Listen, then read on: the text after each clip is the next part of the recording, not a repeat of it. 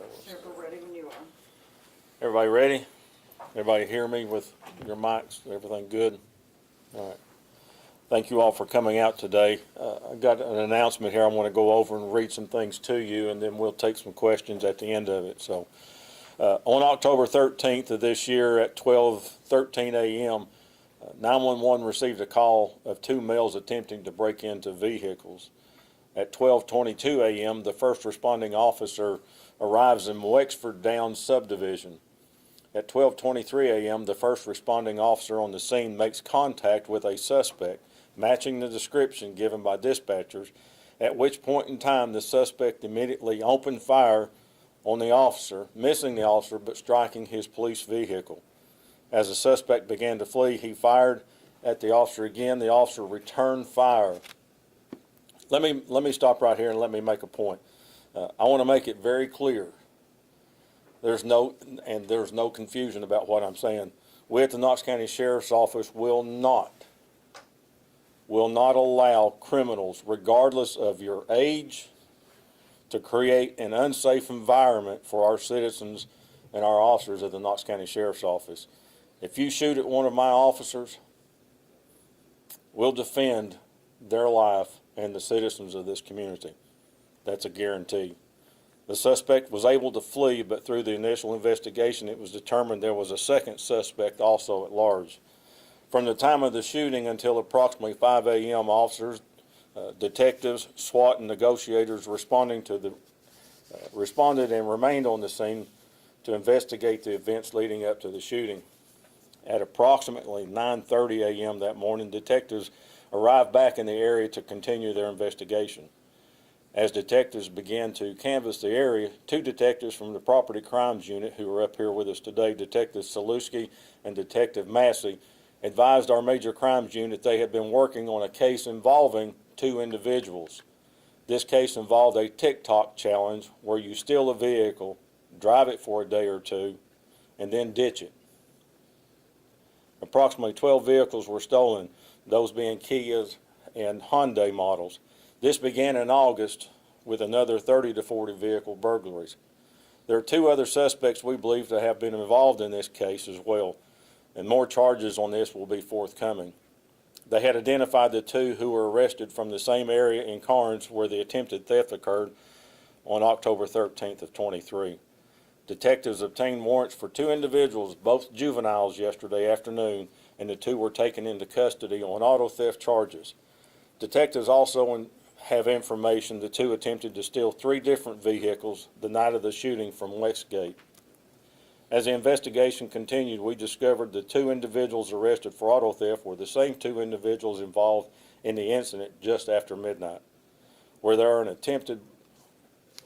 was an attempted car burglary and the Knox County Sheriff's Office was fired upon. The two juveniles have now been charged in that case. They will remain unidentified since they are juveniles until the court hearing.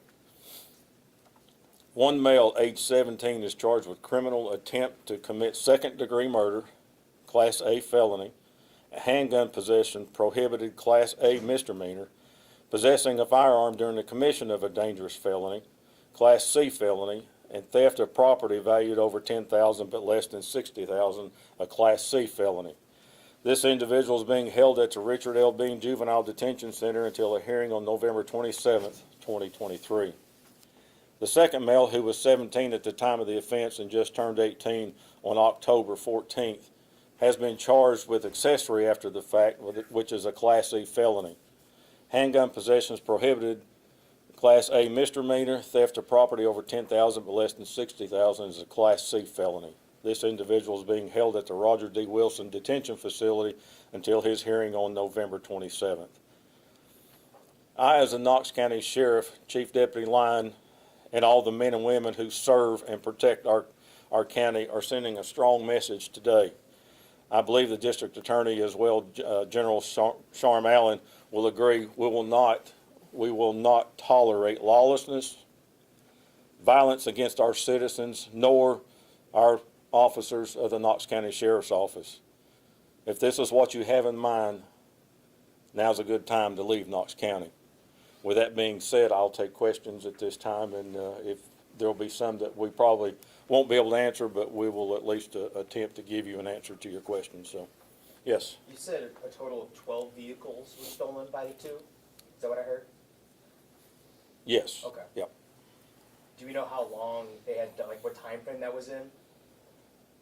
That goes back to August, starting when the investigation started. And those 12 vehicles, it is believed by the instances that they were all related to one another. And Sheriff, you said Yes. this involved a TikTok challenge. How Yeah. frustrating is that to hear? How surprised are you to hear that? Well, I'm not really surprised, but yeah, it's a bad thing. Some of the TikTok challenges that are out there are pretty disturbing. And I'm sure that if some of our parents were aware of some of these things that are going on,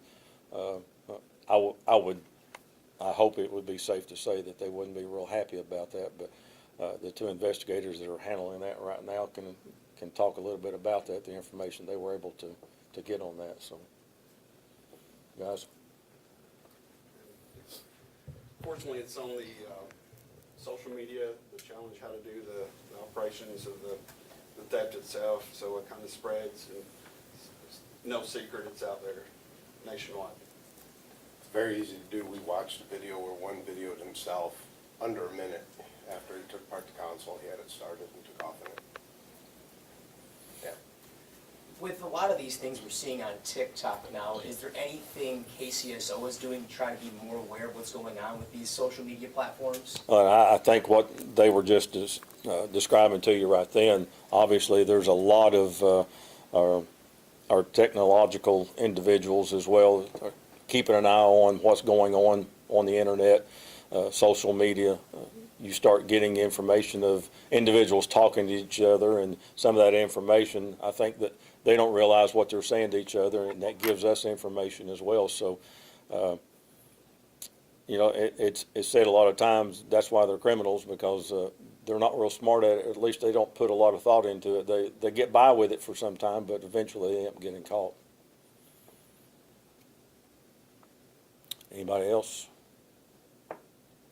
Going to make it easy. Well, we appreciate it. But again, I do want to reiterate the statement that we're making. We're not going to tolerate this kind of activity of firing upon our officers. We are going to defend ourselves, and we're going to defend the citizens of this county.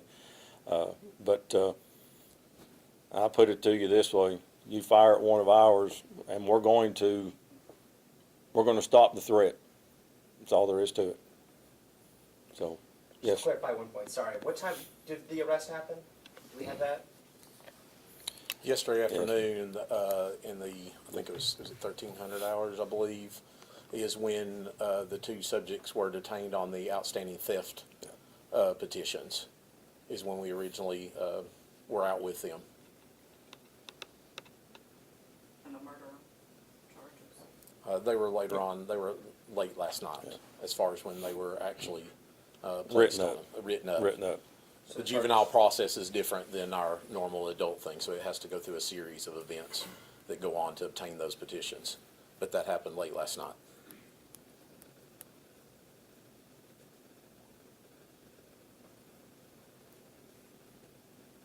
I do want to end it with these men that are standing up here have worked diligently. Our property crimes unit officers, detectives have worked very continuous on some of these cases, and as you can tell by the number that we give out, what's going on, and them being able to pass that information on to our major crimes as far as the shooting was concerned, brought an end to at least us finding the suspect on this shooting. So it made a big difference of the cooperation that these detectives have made with each other, and I'm proud to say that they have put in a lot of work, but not only that, they've also put in a lot of hours, and I'm grateful for the work they've done. And this community should be very proud of these men up here right now. If nobody else has anything, thank you all. We appreciate it very much.